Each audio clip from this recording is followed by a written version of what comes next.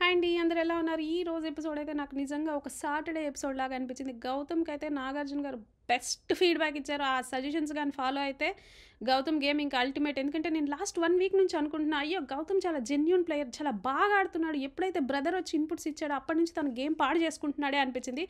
But నాకైతే ఇవాళ correct suggestions ఇచ్చారనిపించింది. ఆ టాపిక్ వచ్చినప్పుడు మాట్లాడతాను. అలాగే పృథ్వీకి ఇది చాలా అంటే చాలా మంచి మోటివేటింగ్ ఎపిసోడ్. నాగార్జున గారు ఇచ్చిన ఫీడ్‌బ్యాక్ అంటే తిట్టారు, అరిచారు.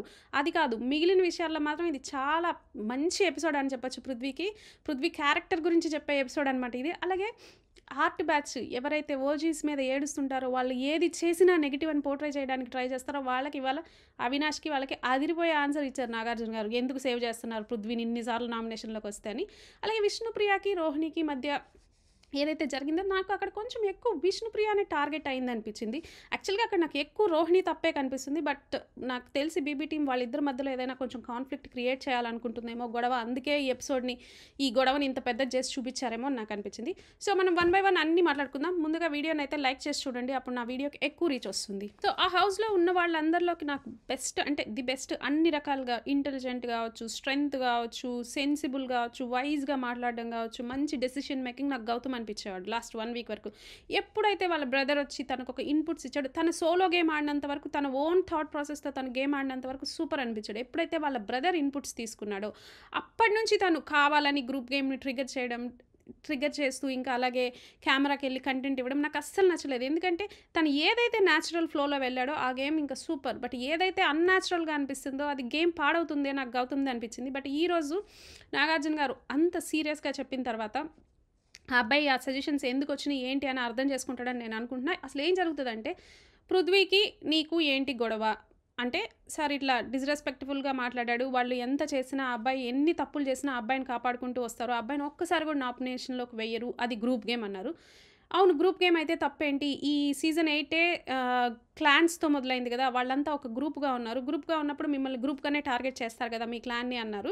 ఇక్కడ గౌతమ్ మిస్ అయిన పాయింట్ ఏంటంటే, నిజమే వాళ్ళందరూ ఒక గ్రూపు ఓజీస్, రాయల్స్. ఇప్పుడు మనం మాట్లాడుకునేది 5థ్ వీక్‌లో జరిగిన దాని గురించి.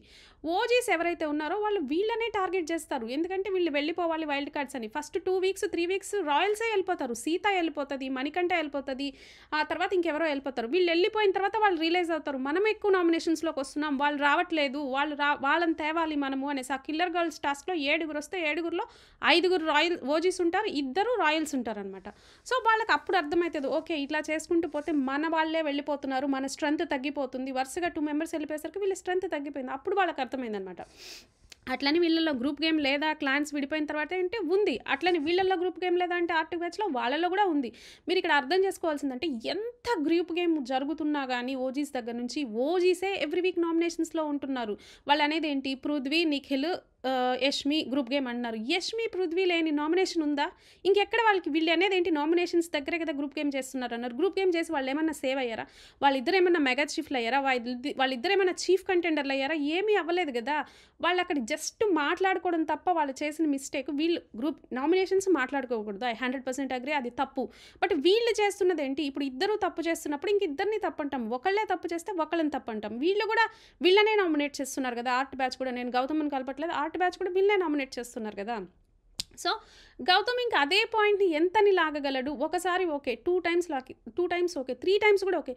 కీప్ ఆన్ సేమ్ పాయింట్ చెప్తుంటే ఆడియన్స్ దగ్గర కూడా తనేంటంటే కావాలని ట్రిగ్గర్ చేస్తున్నాడు. కావాలని తెస్తున్నాడని గౌతమ్ మీద ఒక ఇంప్రెషన్ పోయే ఛాన్స్ ఉంది. నాకు అదే లాస్ట్ 1 వీక్ అంతా అనిపించింది. ఏంటంటే తను కావాలని గొడవ పడుతున్నాడు. తన డైలాగ్స్ కూడా ఎట్లున్నాయంటే అవి న్యాచురల్‌గా లేవు. ఇప్పుడు మనం ఏదైనా డైలాగు మనము ఏదైనా గొడవ జరుగుతున్నప్పుడు న్యాచురల్‌గా వస్తే అది వేరు. ఒక స్క్రిప్టెడ్‌గా ఆ తెలుగు కూడా ఎలా ఉంది తెలుసా? మనం మాట్లాడే ఇట్లా అంటే సరళంగా ఉండే తెలుగు లేదు. అంటే వాడుక భాష కాదు. అది ఏదో గ్రాంథికంలాగా తెలుగు డైలాగులన్నీ రాసుకొని అంటే తను మైండ్‌లోనే ఆ డైలాగ్స్ అన్నీ ఆల్రెడీ స్క్రిప్ట్ చేసుకొని, ప్రిపేర్ చేసుకొని వచ్చి ఒక సిట్యుయేషన్ క్రియేట్ చేసి మాట్లాడుతున్నాడు. అక్కడ నాకు అది న్యాచురల్‌గా అనిపించట్లే. అదే నువ్వు ఒక న్యాచురల్ వేలో గొడవబడి ఆ డైలాగ్స్ న్యాచురల్‌గా వస్తే అది వేరు. నువ్వు ఆల్రెడీ ఒకటి నీ మైండ్‌లో ఫిక్స్ చేసుకొని, ప్రీఫిక్స్‌గా అంతా రెడీ చేసుకొని, అంతా వచ్చి ఒక గొడవని నువ్వే క్రియేట్ చేసి మాట్లాడితే అవతల వాళ్ళు ఎంత తప్పు చేసినా అది క్లియర్‌గా కనిపిస్తుంది. ఇది న్యాచురల్ కాదు, ఇది గౌతమ్ కాదు, ఇది జెన్యూన్ గౌతమ్ కాదు, ఇది ఫేక్ అని నాకు అర్థమవుతుంది. నాకే కాదు చాలామందికి న్యూట్రల్‌గా చూసే వాళ్ళకి అర్థమైతది. ఇంకోటేంటంటే తను సోలోగా ఆడడం కోసం, తను సోలో అని ప్రూవ్ చేసుకోవడం కోసం ఎవరితో బాండ్ పెట్టుకోవట్లా. అంటే ఇప్పుడేమవుతుంది, తను ఎవ్వరితో కలవట్లేదు. నువ్వెవరితో కలవకుండా నువ్వు సోలో అని ప్రూవ్ చేసుకోవడానికి నీలో ఉన్న అన్ని ఎమోషన్స్ ఎలా వస్తాయి? నువ్వు ఫ్రెండ్‌తో ఫ్రెండ్లీగా ఉంటే ఫ్రెండ్లీ ఎమోషన్ వస్తది. లేదా నీకొక సిస్టర్ బాండో, బ్రదర్ బాండో, లేదా నువ్వు అందరితో కలిసుండి అప్పుడు నువ్వు వాళ్ళని నామినేట్ చేస్తే yes he is solo player అంటాం. నువ్వు అసలు ఎవరితో రిలేషన్ పెట్టుకోకుండా, నువ్వు సోలోగా ఉండడం కోసం రిలేషన్ పెట్టుకోకుండా వాళ్ళని నామినేట్ చేస్తే అది నీకు సోలో అవ్వదు కదా! నువ్వు ఇంటెన్షనల్‌గా అది చేస్తున్నావు. Yes I want to prove my self as solo player అన్నట్టుగా నువ్వు సోలోగా ఉండి నామినేట్ చేస్తే అది నీకు సోలో అవ్వదు. నువ్వు ఒక గ్రూప్ ఆఫ్ పీపుల్‌తో క్లోజ్‌గా ఉండి నీ ఎమోషన్స్ అన్నీ షేర్ చేసుకొని, నీ ఎమోషన్స్ అన్నీ చూపిస్తే హ్యాపీ, సాడ్ ఏదైనా కావచ్చు, యాంగర్ అవన్నీ చూపించి నువ్వు అప్పుడు వాళ్ళని నామినేట్ చేస్తే అప్పుడు ఒక పాయింట్ ఉంటుంది. Yes Gautam is genuine, Gautam is solo, తను ఎవరిని అంటే ఒకళ్ళని పార్షియల్‌గా ఒకళ్ళని ఇంపార్షియల్‌గా చూడడు, తను అందరికీ ఒకేలాగా ట్రీట్ చేస్తాడు అని అనిపిస్తది. నువ్వు సోలో అని ప్రూవ్ చేసుకోవడానికి తేజతో క్లోజ్‌గా ఉండకుండా, రోహిణితో క్లోజ్‌గా ఉండకుండా, నువ్వు ఏ ఎమోషన్ ఎవరితో షేర్ చేసుకోకుండా ఓన్లీ సోలో ఎమోషన్‌ని ప్రూవ్ చేస్తే నీకు అది గౌతమ్ గేమ్‌కే నష్టమైతది. అది కాకుండా ఇంకా తను చేసే తప్పు బిగ్గెస్ట్ మిస్టేక్ ఏంటంటే, ఇప్పుడు గొడవ అయిపోయింది కదా! గొడవ అయిపోయిన తర్వాత నువ్వెందుకు మళ్ళీ కెమెరా దగ్గరికెళ్ళి మాట్లాడాలి? అది నాకు రాంగ్ అనిపించింది. ఇక్కడ చాలామంది అంటారు నిఖిల్ కూడా మొన్న లాస్ట్ వీక్ 2 టైమ్స్ మాట్లాడాడు అనేసి. నిఖిల్ సిట్యుయేషన్ ఏంటి? ఒక అమ్మాయి వచ్చేసి అరే నువ్వు అమ్మాయిల్ని వాడుకుంటావురా, నీ క్యారెక్టర్ అదిరా, నువ్వు గెలవడం కోసం అమ్మాయిల్ని వాడుకొని వాళ్ళని తొక్కేస్తున్నావు అన్నది. ఆ సిట్యుయేషన్‌లో నిఖిల్ మాట్లాడాడు. ఇలాంటి సిట్యుయేషన్స్‌లో ఏ గొడవ జరిగినప్పుడు నిఖిల్ మాట్లాడలేదు. నేను వాకౌట్ చేస్తాను ఒకసారి మాట్లాడాడు, ఇంకోసారి ఏం మాట్లాడాడు, లేదు నేను ప్రూవ్ చేసుకుంటా ఇక్కడ అని. ఆ సిట్యుయేషన్స్, అలాంటి సిట్యుయేషన్స్ వస్తే గౌతమ్ కూడా మాట్లాడొచ్చుడు. ఇక్కడ అలాంటి సిట్యుయేషన్ జరగలేదు. ఇక్కడ ఒక గ్రూప్ గేమ్ ఉంది, కనిపించని శత్రువులాగా ఏదేదో డైలాగ్స్ చెప్తుంటే మాత్రం అది కెమెరాకి కంటెంట్ ఇచ్చినట్టే ఉంది. ఎవరైనా కెమెరాకి పోయి వాళ్ళు ఇంటెన్షనల్‌గా మాట్లాడుతుంటే వాళ్ళు ఏదో ఆడియన్స్‌కి పోర్ట్రే చేయాలనుకుంటున్నారు. ఇది అంతే పీరియడ్. సో నాగార్జున గారు అరిచారు గౌతమ్ని, అవంతా మనం పట్టించుకోవాల్సిన అవసరంలా. బిగ్ బాస్ టీమ్ వాంటెడ్లీ ఈ ఫీడ్బ్యాక్ గౌతమ్కి ఇప్పించారు. ఎందుకంటే గౌతమ్ గేమ్ పాడవుతుంది, అది వాళ్ళకి అర్థమైంది. గౌతమ్ గేమ్ కరెక్ట్ చేయాలనుకున్నారు కాబట్టి ఇలాంటి ఒక ఫీడ్బ్యాక్ ఇచ్చారు. నాగార్జున గారు అరిచింది మనం అదంతా సీరియస్గా తీసుకోవాల్సిన అవసరం లేదు. బట్ ఏదైతే కరేజియస్గా గౌతమ్ అక్కడ నాగార్జున గారికి కూడా తను మనసులో ఫీలింగ్ చెప్పాడో దానికి మాత్రం నేను గౌతమ్కి హ్యాట్స్ ఆఫ్ చెప్తాను. అలాగే ఉండాలి. హోస్ట్ అని మనం భయపడాల్సిన అవసరంలో మన మనసులో ఏది ఉందో అది చెప్పాలి. హోస్ట్ చెప్పారని మనం వెంటనే మన థాట్ ప్రాసెస్ చేంజ్ చేసుకొని ఓకే సార్ అనడం కంటే ఇలా ఉంటే నిజంగా అబ్బాయి ఎంత ఫియర్లెస్, అబ్బాయి ఎంత కరేజియస్, గట్సీ అని మనకు అనిపిస్తుంది. ఆ విషయంలో గౌతమ్ నిజంగా సూపర్ అంటే సూపర్. ఇకపోతే పృథ్వీకి కూడా మంచిగా కోటింగ్ ఇచ్చారు. వాడు వీడు అరే ఎందుకు నువ్వు అనేది అనేసి, ఇది ఎప్పుడో ఇవ్వాల్సింది పృథ్వీకి, బట్ లేట్ అయింది, ఇప్పటికైనా ఇచ్చారు. ఇకపోతే పృథ్వీ కూడా నాకు గౌతమ్ లాగే అనిపించాడు. ఏది ఉంటే అది తను భయపడట్లేదు. తను గౌతమ్ గురించి ఏం చెప్పాలనుకున్నాడు, సార్ వాడు నా గేమ్ని తక్కువ చేయడానికి మాటికి గ్రూప్ గేమ్ అంటున్నాడని పృథ్వీ కూడా ధైర్యంగా తను నాగార్జున గారికి చెప్పింది. పృథ్వీ కూడా హ్యాట్స్ ఆఫ్ అంతే. అలా ఉండాలి. మనం హోస్ట్ చెప్పేశాడని మాటలు మార్చకూడదు. మనకు అనిపించింది మనం ఎవరి దగ్గరైనా చెప్పగలగాలి.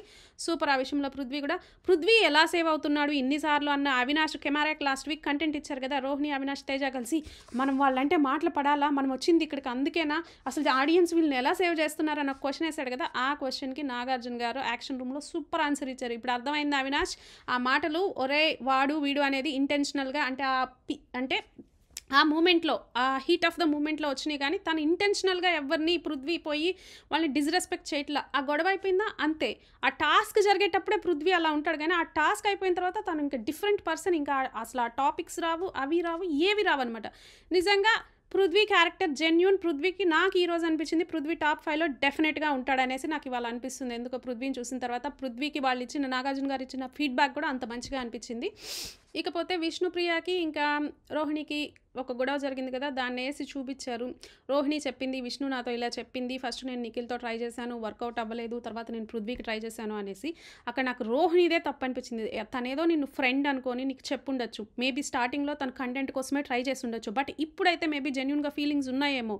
సో ఈ టైంలో తను అది రివీల్ చేయడం నాకు కరెక్ట్ కాదనిపించింది. ఒకవేళ ఈ టైంలో అది చేయడం, పృథ్వీ దాన్ని ఎలా రిసీవ్ చేసుకుంటాడు, నిఖిల్కి ఎలా రియాక్ట్ అవ్వాలో అక్కడ అర్థం కావట్లేదు. మళ్ళీ ఇదంతా విష్ణుప్రియదే రాంగ్ అన్నట్టు ప్రూవ్ చేయాలి. అఫ్కోర్స్ ఐ అగ్రీ, తన క్యారెక్టర్ అనే వర్డ్ తను యూజ్ చేయకుండా ఉండాల్సిందేమో, బట్ అక్కడ నాకు రోహిణిదే ఎక్కువ తప్పు అనిపించింది. నాకు అనిపించింది బేబీ టీం వీళ్ళిద్దరికి మధ్యలో కొంచెం కాంట్రవర్సీలు, కాన్ఫ్లిక్ట్స్ క్రియేట్ చేయాలనుకుంటుందేమో అనిపించింది. చూడాలి నెక్స్ట్ వీక్ నుంచి ఎలా ఉంటుంది అనేసి. అలాగే రోహిణి గారికి నాగార్జున గారు ఏదైతే చెప్పారో స్టార్టింగ్లో మెగా చీఫ్ అయింది, అది మాత్రం నిజంగా చాలా అంటే చాలా బాగా అనిపించింది నాకు. నిజంగా ఆ అమ్మాయిని ఎవరైతే నువ్వు ఫిట్ కాదు, అన్ఫిట్ అన్నారు, నువ్వు జీరో అన్నారు, నీకు ఫైల్ లేదన్నారో వాళ్ళందరూ నోర్లు మూపించింది రోహిణి. ఆ విషయంలో మాత్రం రోహిణి నిజంగా గ్రేట్ అంతే.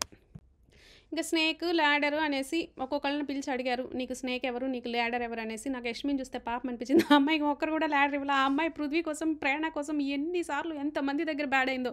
లాస్ట్ వీక్ ఆ ఇసుక మూటల టాస్క్‌లో రోహిణి దగ్గర బ్యాడ్ అయింది. అంతకుముందు ప్రేరణ కోసం చాలా మంది దగ్గర బ్యాడ్ అయింది. ఆ అమ్మాయికి ఒక్కళ్ళు కూడా ల్యాడర్ ఇవ్వలేదు.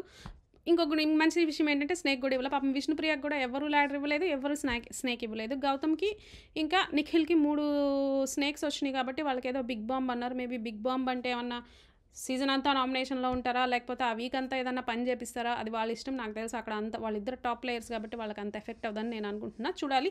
లేకపోతే వీళ్ళేమన్నా టికెట్ టు ఫినాలేకి వీళ్ళిద్దరు అర్హులు కాదు అంటారేమో. ఎందుకంటే రోహిణిని గానీ, అవినాష్‌ని గానీ, తేజని గానీ వీళ్ళ ముగ్గురులో ఎవరినైనా ఒక ఇద్దరిని పుష్ చేయాలనుకుంటున్నారేమో. చెప్పలేం. ఎందుకంటే సో దానివల్ల వీళ్ళిద్దరికీ ఎలిజిబుల్ కాకపోతే ఆబ్వియస్‌గా ఇంకా ఉండేవాళ్ళు వాళ్ళే కదా! వాళ్ళలో ఎవరో ఒకళ్ళకి ఆ టికెట్ దక్కే ఛాన్స్ ఉంది. సో నాకలా అనిపించిందనమాట. సో ఎపిసోడ్ స్టార్టింగ్‌లో గౌతమ్ కాదు, యష్మిని అడుగుతుంటారనమాట. ఎందుకు నీకు సంచాలక్‌గా అలాంటి డెసిషన్ తీసుకున్నావు? ఒక్క స్కూప్ ఇసుకే కదా అని యష్మి అంటది. యష్మి అక్కడ 100% రాంగ్ చేసింది. అక్కడ యష్మిని ఇలా పట్టుకుంటాడనమాట నిఖిలు. వేరే రూమ్‌లోంచి తేజ చూస్తుంటాడు. ఏంట్రా వీళ్ళేం చేస్తున్నారురా? మొన్నే కదరా మా ఇద్దరి మధ్యలో ఏం లేదన్నారు. మళ్ళేందిరా ఇప్పుడు నవ్వుకుంటున్నారు? వీళ్ళకి ఇంకేం పనిలే ఆర్ట్ బ్యాచ్‌కి. వాళ్ళని ఎలా నెగెటివ్‌గా పోర్ట్రేట్ చేయాలా? వాళ్ళని ఎలా బ్యాడ్ చేయాలా? ఇదే వీళ్ళకి పని. వీళ్ళు ఫోకస్ చేయాల్సింది ఏందంటే వాళ్ళలో ఆ స్ట్రెంగ్త్ ఉంది, అన్నీ ఉన్నాయి. వాళ్ళు ఫోకస్ చేయాల్సింది ఏందంటే వాళ్ళ గేమ్ వాళ్ళు ఎలా ఇంప్రూవ్ చేసుకోవాలా? ఎలా బాగాడాలా? అది కాదు. వీళ్ళు 24 గంటలు మీరు లైవ్ చూస్తే అర్థమవుతది. అక్కడ కూర్చొని వీళ్ళల్లో ఉండే నెగెటివ్స్ అంటే ఈ ఓజీస్‌లో ఉండే నెగెటివ్స్‌ని వన్ బై వన్ తవ్వుతా ఉంటారు. అది ఎప్పుడుదో ఫస్ట్ వీక్‌దైనా కూడా తీసుకొచ్చి మాట్లాడుతూ ఉంటారనమాట. సో వాళ్ళేంటి బేసికల్‌గా వాళ్ళకి తెలుసు కంటెంట్ ఎలా ఎళ్తది, ఆడియన్స్‌కి ఎలా ఎళ్తది. ఇప్పుడు మొన్న అన్నాడు కదా అవినాష్, అరే మనం ఏంట్రా ఇక్కడ మాటలు పడ్డానికి వచ్చామా? వీళ్ళేంట్రా అరే ఒరే అంటారు, డిస్‌రెస్పెక్ట్ చేస్తారు.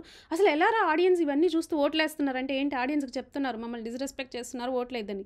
అక్కడ ఆడియన్స్‌కి కూడా తెలుసు పృథ్వీ ఓన్లీ టాస్క్ వచ్చినప్పుడు ఐ అగ్రీ పృథ్వీ కొంచెం ఓవర్ అగ్రెషన్ అవుతాడు. కొంచెం తగ్గించుకోవాలి అది. నేను దాన్ని సపోర్ట్ చేయను. బట్ ఆ తర్వాత ఆ అబ్బాయి మిగిలిన టైంలో జెన్యూన్‌గా ఉంటాడు. ఇట్లా బ్యాక్ బిచ్చింగులు చేసి వీళ్ళ గురించి, వాళ్ళ గురించి అస్సలు చేయడు ఆ అబ్బాయి.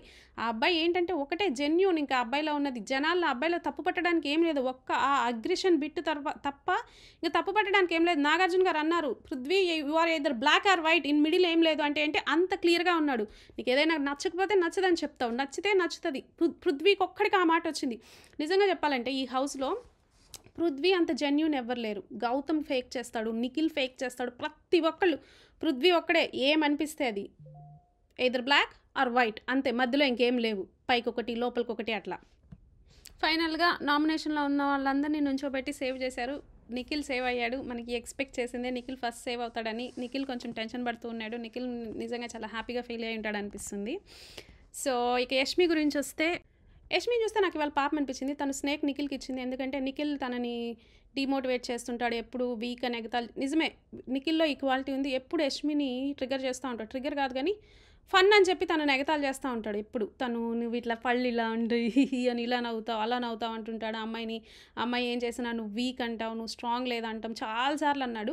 అసలు నాకు ఇక్కడ అర్థం కాదు. యష్మి ఇవన్నీ ఎందుకు పడాలి? ఇప్పుడు ఆ అబ్బాయికి ఏ ఫీలింగ్స్ లేనప్పుడు ఈవిడ ఎందుకు పడాలి అవన్నీ? నిజంగా స్ట్రాంగ్ ఉమెన్ ఎవరైనా సరే ఇవన్నీ టాలరేట్ చేయరు. అలాగే మనల్ని వీక్ చేస్తూ ఉంటే, మనకు నచ్చకుండా మనల్ని హర్ట్ అయ్యేలాగా చేస్తుంటే వెంటనే రిలేషన్, ఫ్రెండ్షిప్ ఏదైనా కట్ చేసుకుంటారు. పడాల్సిన అవసరంలా. నాకు యష్మిలో నచ్చని క్వాలిటీ ఇదే. ఆ అవినాష్ వేసే కుళ్ళు జోకులు, మై వైఫ్ అని కుళ్ళు జోకులు వేస్తుంటే అవన్నీ తీసుకోవాల్సిన అవసరంలా. అది ఎంత షో అయినా మనకు ఒక సెల్ఫ్ రెస్పెక్ట్ ఉంటుంది. అవన్నీ అసలు తీసుకోవాల్సిన అవసరం లేదు. సో అక్కడ యష్మికి ల్యాడర్ ఇవ్వడానికి కూడా నిజంగా జెన్యూన్‌గా ఎవ్వరు లేరు. తను ఇంకేదో ఇవ్వాలి కాబట్టి ప్రేరణ ఇచ్చింది కానీ తనకి జెన్యూన్‌గా ప్రేరణ కూడా ఏ రకంగా ఏ మోటివేషన్ లేదు. తను లాస్ట్ 1 వీక్ నుంచి ఎంత డల్‌గా ఉందంటే తన మనసులో మాట చెప్పుకోవడానికి నిఖిల్‌తో చెప్పలేదు. ఎందుకంటే నిఖిల్‌తోనే గొడవ అయింది. వాళ్ళు చెప్పుకుంటే కూడా మళ్ళీ అక్కడ చూసే వాళ్ళకి బాగోదు. పృథ్వీతో చెప్పలేదు, విష్ణుతో చెప్పలేదు. తను జెన్యూన్‌గా షేర్ చేసుకోవడానికి లాస్ట్ 1 వీక్ నుంచి తను ఏం ఫీల్ అవుతుందో చెప్పుకోవడానికి ఆ హౌస్‌లో ఒక్కళ్ళు కూడా లేరు. కొంచెం నబీల్‌తో షేర్ చేసుకుంది అక్కడక్కడ. అయినా కానీ తను ఇంకే ఎవరో ఒకళ్ళకి ఇవ్వాలి కాబట్టి ప్రేరణకి ఇచ్చింది. కానీ ప్రేరణ జెన్యూన్‌గా ఆ అమ్మాయిని ఎప్పుడు ల్యాడర్‌లో పెట్టలేదు. ఎప్పుడు ఇంకా కావాలంటే తగ్గిస్తూ మాటలంటూ ఉంటుంది ప్రేరణ. స్నేక్ మాత్రం నిఖిల్ కరెక్ట్ అనిపించింది. ఆ అమ్మాయి గేమ్ డౌన్ అయిపోవడానికి తెలుసో తెలియకో ఈ అమ్మాయిది 50% రాంగ్ ఉంటే నిఖిల్‌ది కూడా 50% రాంగ్ ఉంది. నిఖిల్ కూడా క్లారిఫై చేసి ఉండాల్సింది. ఈ అమ్మాయి కూడా బాగుండేది. ఈ అమ్మాయి కూడా ఆ అబ్బాయి ఎక్స్‌పెక్టేషన్స్ పెట్టుకోవద్దన్నప్పుడు తగ్గుంటే ఈ అమ్మాయి గేమ్ ఇంకా ఈ అమ్మాయికి బాగుండేదనిపించింది. అదండి. ఈ వీడియో కనుక మీకు నచ్చితే లైక్ చేయండి, షేర్ చేయండి, సబ్స్క్రైబ్ చేయండి. ఎపిసోడ్‌లో జరిగిందంతా నేను చెప్పలేదు. నాకు అనిపించింది ఓవరాల్ ఎపిసోడ్ థీమ్ ఏంటి, ఎపిసోడ్ వాళ్ళ బీబీ టీమ్ ఇంటెన్షన్ ఏంటని నాకు అర్థమైంది, మీకు చెప్పాను. మీకు గనుక నచ్చితే షేర్ చేయండి, లైక్ చేయండి, సబ్స్క్రైబ్ చేయండి. Thank you.